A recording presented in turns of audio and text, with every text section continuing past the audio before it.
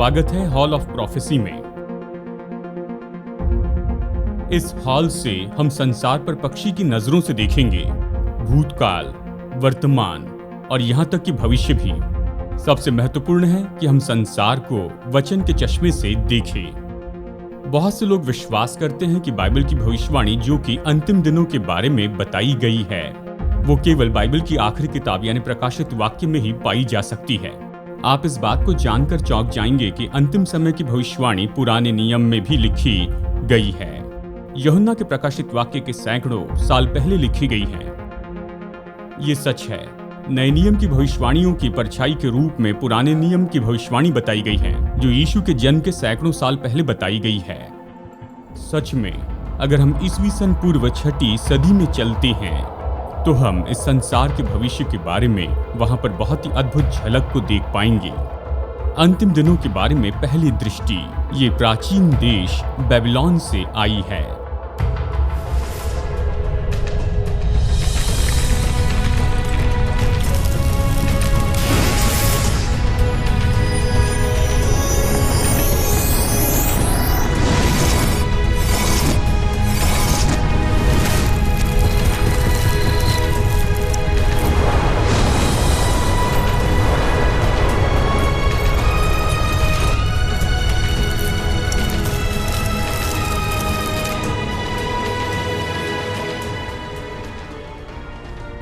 ईस्वी सन पूर्व 587 में यरूशलेम को नबूकदनेस्सर की सेना ने हरा दिया था। उसके बाद वो बहुत से इस्राएली बंधुआई को बेबीलोन की गुलामी में लेकर चला गया। उसमें एक था भक्तिपूर्ण नौजवान। उसे अपनी इस दुनिया से खींचकर बेबीलोन की गुलामी में ले जाया गया और उस दुनिया में उसने परदेसी भक्तिहीन परंपरा को देखा, ऐसा जिसमें उसे जीना था अपना पूरा जीवन।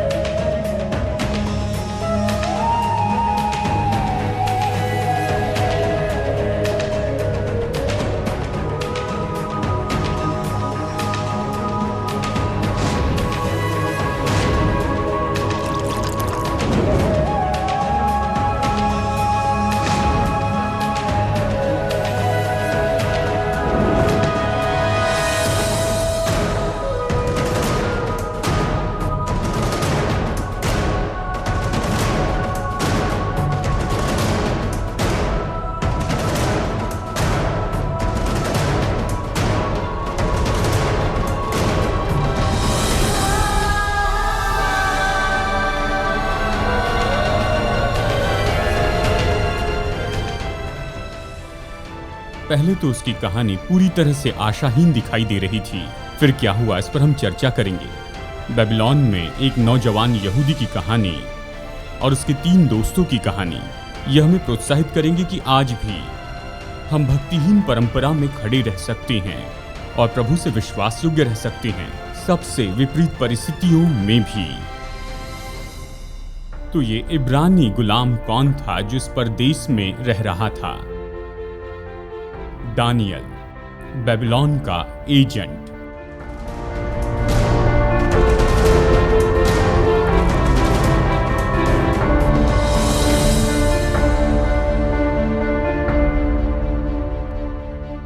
इतिहासकार बताते हैं कि बेबीलोनियन नबूकदनेस्सर ने यरूशलेम को जीत लिया ईस्वी सन पूर्व 605 में। और ये भी बताते हैं कि यहूदी गुलामों को यरूशलेम से बेबीलोन ले जाया गया था। यरूशलेम को उन्होंने उजाड़ छोड़ दिया और उस देश में केवल ऐसे गरीब और कंगाल और अपाहिज रहते थे। अगले 70 साल तक यहूदा के लोग वो रहेंगे यरूशलेम में नहीं जहां वो रहना चाहते थे, लेकिन वो तो बेबीलोन में रहेंगे और वो तो हमेशा गुलामी की दशा में रहेंगे और उन पर राज्य करने वाले होंगे बेबीलोनियन, मीडा फारस और फारस के लोग। मैं जानता हूं बहुत से लोग ये पूछेंगे कि उन्हें इतने साल तक इस तरह की बंधुआई में क्यों रहना पड़ा, उन्हें 70 साल तक इस तरह की गुलामी में क्यों रहना पड़ा। यिर्मयाह इसके बारे में बताता है, यहाँ तक कि यशायाह भी ये बताता है। इसके लिए अच्छा कारण है, अगर बाइबल का अध्ययन करेंगे तो ये जानेंगे। बेबीलोन में 70 साल की गुलामी का नंबर तो ये ऐसी अचानक नहीं आया, ये संख्या ऐसी नहीं चुनी, इसके पीछे कारण था कि क्यों 70 साल। मैं आपको बताता हूं। दूसरा, इतिहास में हम इन शब्दों में पढ़ते हैं कि यहोवा का जो वचन यिर्मयाह के मुंह से निकला था वो पूरा हो कि देश अपने विश्राम कालों में सुख भोगता रहे। जब सूना पड़ा रहा तो 70 वर्ष के पूरे होने तक उसको विश्राम मिला। देखिए, यही हुआ।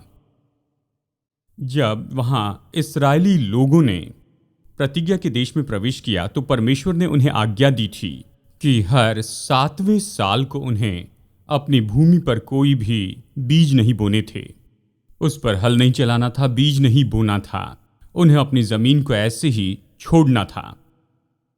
खैर, यहूदियों ने कुछ समय तक ऐसे किया, लेकिन बाद में वो लालची हो गए और सोचा अगर 7वें साल भी हम यहाँ पर बीज बोए तो हमें और भी फसल मिलेगी। तो प्रभु की आज्ञा भंग की और इस तरह से 490 साल तक वो परमेश्वर की आज्ञा भंग करते रहे। और फिर इसलिए जब परमेश्वर के लिए बहुत हो गया तो उसने निर्णय लिया कि इन्हें 70 साल तक बंधुआई में रखेंगे। 70 का 7 गुना ये तो 490 होता है। यानी यहां पर यही तो हुआ। परमेश्वर ने उनसे कहा कि उसे सब्त चाहिए और उन्होंने उसे नहीं दिया तो उसने ले लिया।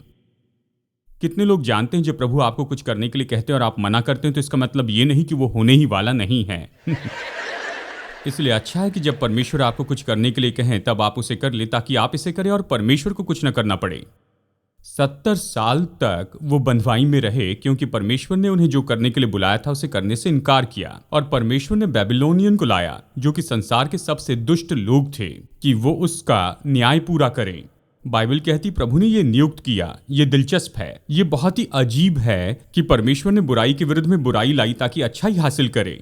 उसने बेबीलोनियन का उपयोग किया कि इस्राएलियों को दंड दे कि उससे कुछ भलाई निर्माण हो। और अब यहाँ पर बड़ी गलती होती है और फिर बड़ी गलती के बाद में महान निकाला जाना होता है। वचन 2 से 7 में यहाँ हम पढ़ते हैं कि परमेश्वर ने नबूकदनेस्सर के हाथ में परमेश्वर के भवन के कुछ पात्रों को दे दिया। वो उन्हें अपने साथ शिनार देश में लेकर गया। ये तो बेबीलोन के लिए दूसरा नाम है। उसने ये पात्र अपने देवता के मंदिर में ले जाकर उसके भंडार में रख दिए। उसने वो सारे पात्र और बर्तन लिए। वो उन सारे सुंदर पात्रों को अपने साथ लेकर गया जिन्हें सुलेमान ने वहां रखे थे कि प्रभु की आराधना कर सके। लेकिन ये उन पात्रों को लेकर बेबीलोन जाता है और किसी प्रतिमा के भंडार में रखता है कि उन दिनों में ऐसे सोचते थे कि अगर किसी देश को हराते हैं तो उस देश के ईश्वर को भी हरा दिया है।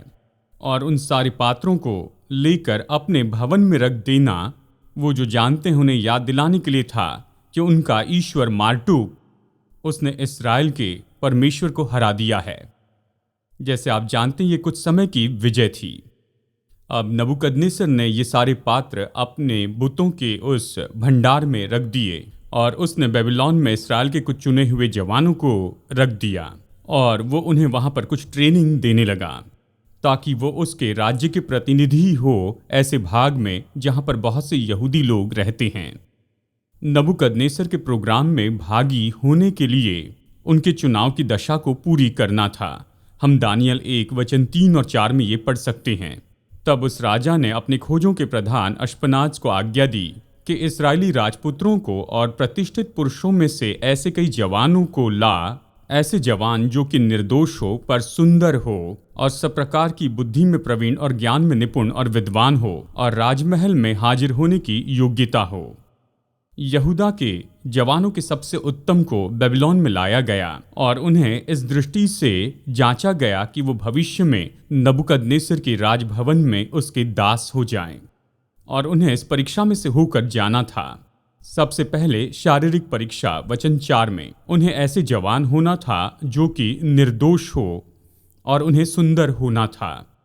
बाइबल में एकमात्र जगह जहां पर मैंने पढ़ा है कि सुंदर दिखना मायने रखता है, लेकिन यहाँ ये मायने रखता था और इन जवानों को सबसे उत्तम, निपुण और सबसे अच्छा और सुंदर होना था। यहाँ पर जवान के लिए शब्द है असली भाषा में इसका अर्थ देखें तो इसका मतलब है कि कोई जो 14 से 17 साल की उम्र का हो।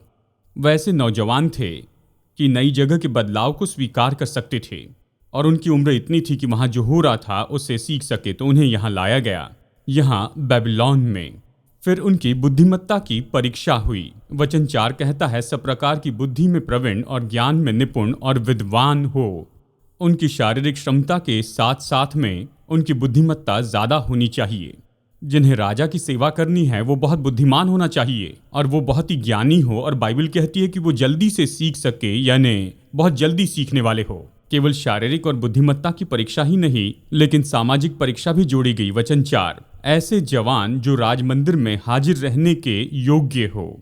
दूसरे शब्दों में राजा ने अपेक्षा की थी कि ये जवान जिन्हें उसने चुना है और ट्रेन किया है, ये ऐसे जवान हो जो कि सामाजिक रूप में बहुत ही प्रभावी हो, वो लोगों को जीतने वाले हो, क्योंकि उन्हें राजघराने में काम करना होगा, राजा को किसी भी तरह से शर्मिंदा किए बिना। यानी शारीरिक परीक्षा, बुद्धिमत्ता की परीक्षा और सामाजिक परीक्षा। उनकी शिक्षा के लिए शर्तों के साथ साथ उनकी शिक्षा का भाग भी जुड़ा था। वचन 4 कहता है, उन्हें कसदियों के शास्त्र और भाषा की शिक्षा दे सके। नबूकदनेस्सर के पास 3 साल का ट्रेनिंग प्रोग्राम था जो उसने इन जवानों के लिए बनाया था जो उसके राज्य में आए थे। और फिर हमें बताया गया कि उनकी स्कूलिंग के साथ साथ नबूकदनेस्सर ने ऐसे कुछ बनाया था जिसे कह सकते हैं सेमेस्टर डिजायर, कि इन जवानों की वो परीक्षा कर सके कि वो केवल बाहरी रूप में बेबीलोनी न बने, लेकिन साथ में भीतरी रूप में भी बेबीलोनी बन जाएं। और उनकी परीक्षा करने का ये कैंपेन हमें वचन 5 से 7 में बताता है। 3 बातें हैं जो नबूकदनेस्सर ने करनी चाहिए। उसने पहले उन्हें कमजोर किया। दानियल की किताब स्पष्ट रूप में नहीं बताती है कि ऐसा हुआ, लेकिन हम जानते हैं कि ऐसा ही हुआ यशायाह के लेखों के द्वारा। यशायाह भविष्यवक्ता ने अनुमान लगाया था कि बेबीलोन के लोग आएंगे, कि वो यहूदा के सारी धन संपत्ति को और उनके पुत्रों को ले जाएंगे। वे खोजे बनकर बेबीलोन के राजभवन में रहेंगे। और इसलिए दानियल, शद्रक, मेशक और अबेदनगो को खोजा बनाया गया। राजा नहीं चाहता था कि उनमें और कोई इच्छा हो, बस उसकी इच्छा को छोड़कर। फिर उन्हें विवश किया। बाइबल कहती है कि राजा ने आज्ञा दी कि उसके भोजन और पीने के दाखमधु में से उन्हें प्रतिदिन खाने पीने को दिया जाए। उन्हें आधारित बनाया राजा के किचन पर, राजा की बहुतायत पर। उन्हें इतने उत्तम और स्वादिष्ट भोजन की आदत लगा दे कि वो वापस जाने की न सोचे अपने पुराने भोजन में। और सबसे महत्वपूर्ण बात है कि उसने उन्हें सहयोग न दिया। देखिए उसने क्या किया। उसने दानियल का नाम बदल दिया, जिसका इब्रानी में अर्थ था परमेश्वर मेरा न्यायी है, और उसका नाम रखा बेल्तशाजर। इसका अर्थ है बेल ने इसकी रक्षा की है। बेल बेबीलोन का नाशवान ईश्वर था। उसने हनन्याह का नाम बदला, जिसका मतलब है यहोवा अनुग्रहकारी है। इब्रानी में उसका नाम शद्रक रखा। इसका अर्थ है कू की आज्ञा के अनुसार। ये बेबीलोन का चांद का ईश्वर था। उसने मिशेल का नाम बदला, जिसका इब्रानी में अर्थ था जो परमेश्वर वैसा कौन है। उसका नाम मेशक रखा, मतलब कू के जैसे कौन है। और उसने अजरिया का नाम बदला, जिसका अर्थ है यहोवा मेरा सहायक है। अबेदनगो यानी नीबो का दास। और ये बेबीलोन के दूसरे सबसे बड़े ईश्वर के आदर में, जिसका नाम था नीबो। देखिए नबूकदनेस्सर चाहता था कि उसके ये 3 नौजवान और दानियल यरूशलेम को भूल जाएं, अपने परमेश्वर को भूल जाएं, भवन को भूल जाएं और अपनी यहूदी विरासत के बारे में सब कुछ भूल जाएं और परंपरा को भी भूल जाएं। लेकिन दानियल और उसके मित्र इसे नहीं भूले, क्योंकि कितने लोग जानते हैं कि मनुष्य का नाम बदल दे तो भी ये उसके स्वभाव को नहीं बदलता है। और 70 साल के बाद आप देखते हैं कि दानियल अभी भी बेबीलोन में ही था और यरूशलेम की ओर दंडवत करता है और अपने जवानी के परमेश्वर को स्मरण करता है। महान गलती और फिर महान निकाला जाना, और फिर इस पूरे वचन के भाग का सारांश वो है महान निर्णय। दानियल अध्याय 1 वचन 8 और उसके अगले वचनों में हमें ये पता चलता है कि क्यों दानियल इतना अद्भुत व्यक्ति था। वचन 8 में हम इन वचनों में पढ़ते हैं उसका निष्कर्ष। दानियल ने अपने मन में ठान लिया कि वो राजा का भोजन खाकर और उसके पीने का दाखमधु पीकर अपने आप को अपवित्र न होने देगा। उसके सामने लाए जाने तक दानियल नहीं रुका। परीक्षा के पल तक वो राह देखते नहीं रहा। बाइबल कहती है कि उसके बहुत पहले ही दानियल ने अपने मन में ठान लिया था कि वो अपने विश्वास को नहीं छोड़ेगा गलत मूर्तियों के सामने चढ़ाए गए भोजन को खाकर। यानी उसकी ट्रेनिंग के शुरू में ही जहां उसकी परीक्षा हुई कि वो अपनी कायरता के बारे में समझौता कर ले। जब परीक्षा आई तो दानियल ने पहले ही निर्णय ले लिया था कि क्या करना है, और उसने राजा का भोजन खाकर खुद को अपवित्र करने से इनकार किया।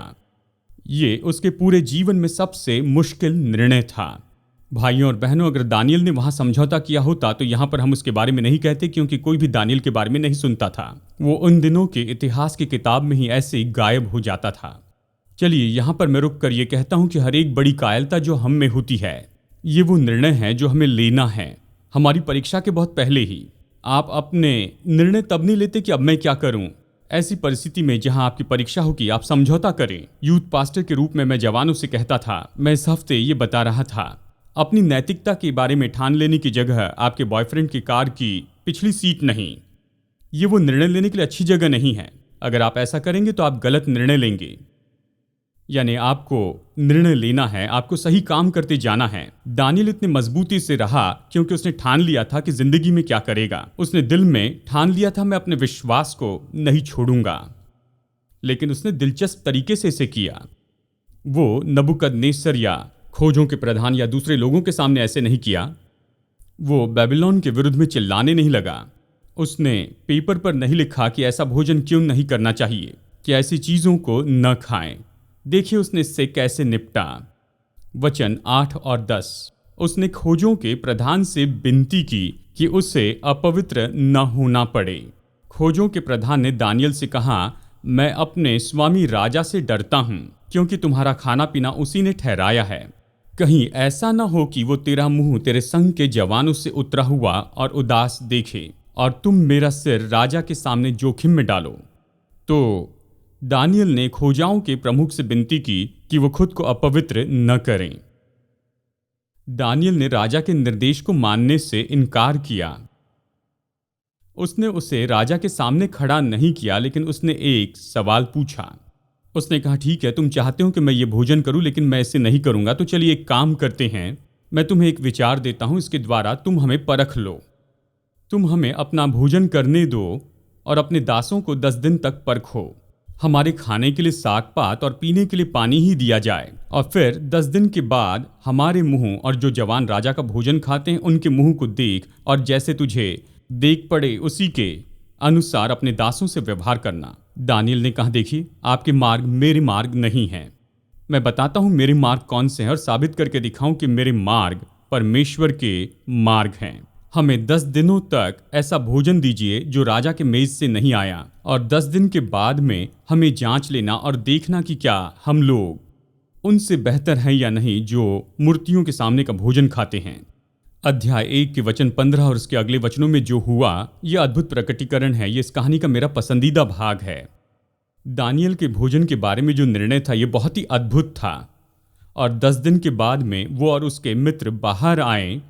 ये पूरी तरह से उत्तम और प्रभावी थे उन सभी बाकी लोगों से जिससे तुलना कर रहे थे। सबसे पहले उनका प्रभाव महान था।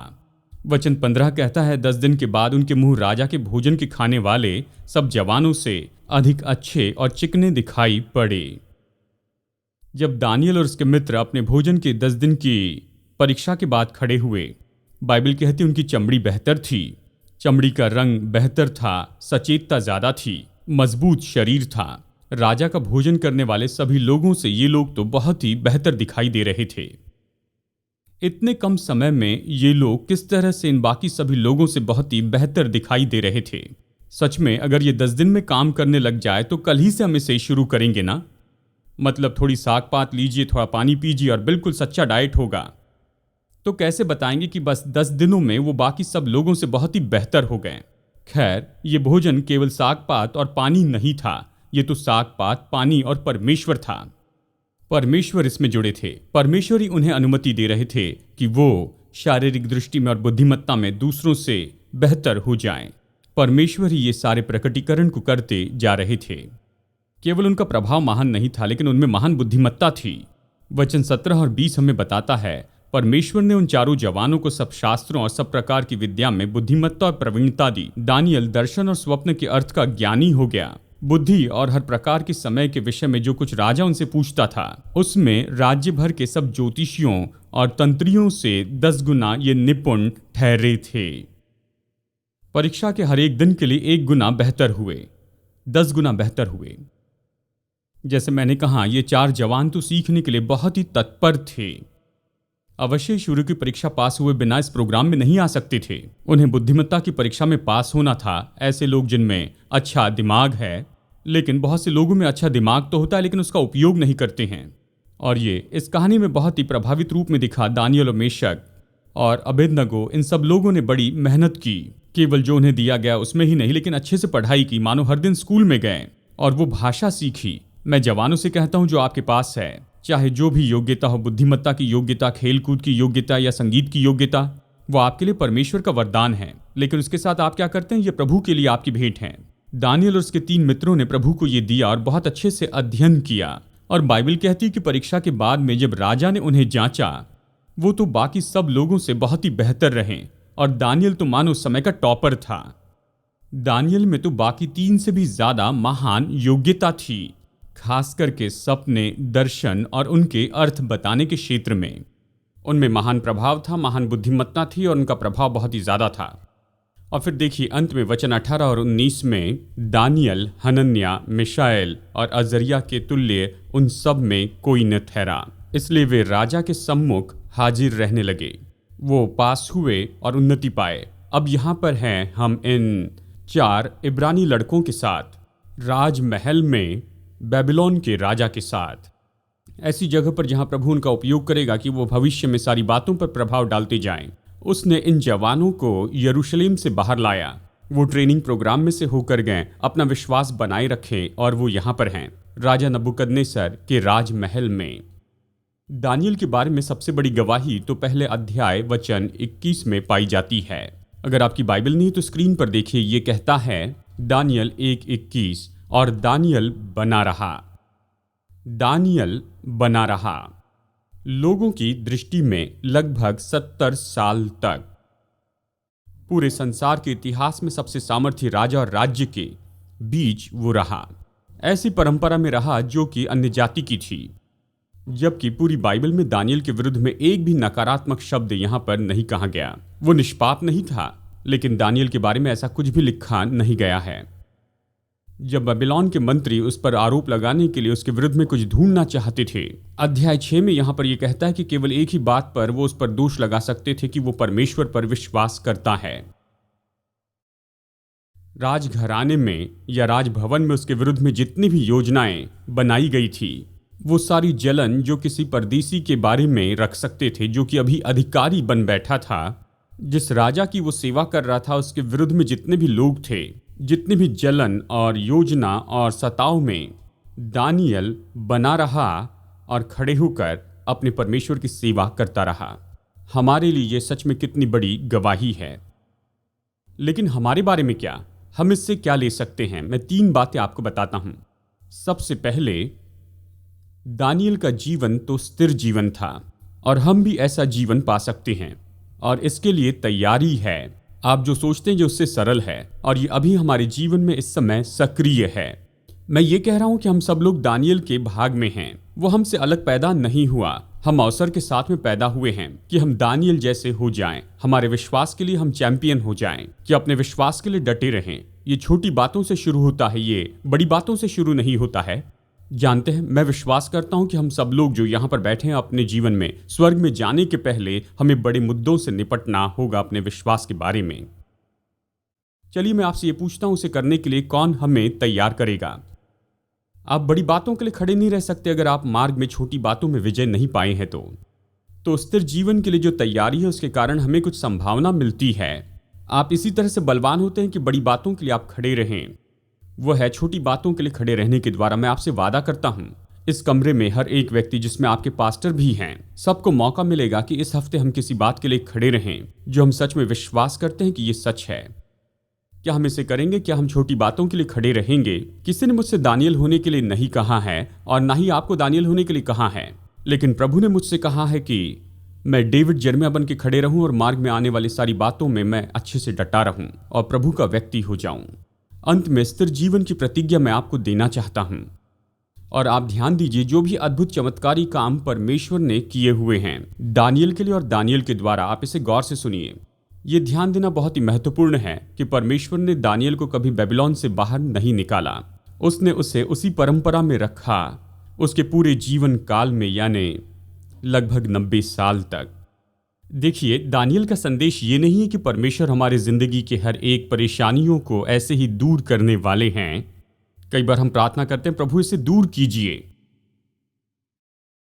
लेकिन इसके बजाय यह हमें समझने में मदद करता है कि प्रभु ने यह प्रतिज्ञा की है कि हम सफलता पा सकते हैं, प्रभु के साथ विश्वास योग्य रह सकते हैं सबसे मुश्किल परिस्थितियों में भी। जबकि परंपरा का बहुत दबाव होता है, हमें उस दबाव के सामने झुकने की जरूरत नहीं। भाइयों और बहनों, मैं तो इस बात के लिए सहमत हूं कि हमें अपनी परंपरा बदलनी होगी। ऐसा करने के लिए जो भी हो सकता कीजिए, लेकिन आज हमें इस बात को समझना होगा, और वो ये है कि हमारी परंपरा की कुछ बातें जिसकी हम चिंता करते हैं वो अपनी सीमा से पार हो चुकी हैं। वो तो पूरी हो चुकी, कुछ नहीं कर सकते। लेकिन वही परमेश्वर हैं, यदि वो करना चाहे तो निश्चय कर सकते हैं। वो चाहे तो हमें इस वातावरण से निकाल सकते हैं या फिर इस वातावरण को हमसे दूर कर सकते हैं। प्रभु हमारी मदद कर सकते हैं कि हम दानियल के जैसे जिए, ऐसी परंपरा से जो कि परमेश्वर के अस्तित्व को ही इनकार करती है। और ऐसा करने के लिए भाइयों और बहनों, हमें निश्चय इच्छा रखनी है कि हम खड़े हो जाएं। ये नीचे बैठने के बारे में नहीं है, वो तो कायरता है। ये बाजू हटकर खड़े रहना नहीं है, वो तो समझौता है। ये तो उसके विरुद्ध में खड़े रहना नहीं है, ये तो असंतोष है। और कई बार ये तो स्पर्धा हो जाती है। ये तो खड़े रहना है, ये कायरता है, और ये तो हिम्मत है। दानियल ने यही किया और प्रभु के अनुग्रह से मैं यही करना चाहता हूँ। और मेरी प्रार्थना है कि प्रभु के अनुग्रह से आप भी ऐसा ही करने वाले बने।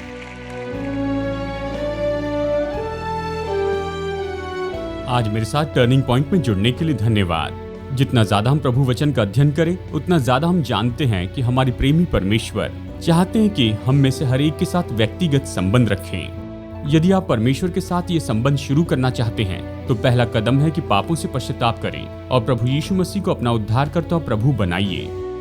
जब आप निर्णय लेते हैं कि परमेश्वर के उद्धार का ये मुफ्त वरदान ले लेंगे, तो मसीह यीशु में नई सृष्टि के रूप में परमेश्वर के साथ की आपकी यात्रा शुरू होती है।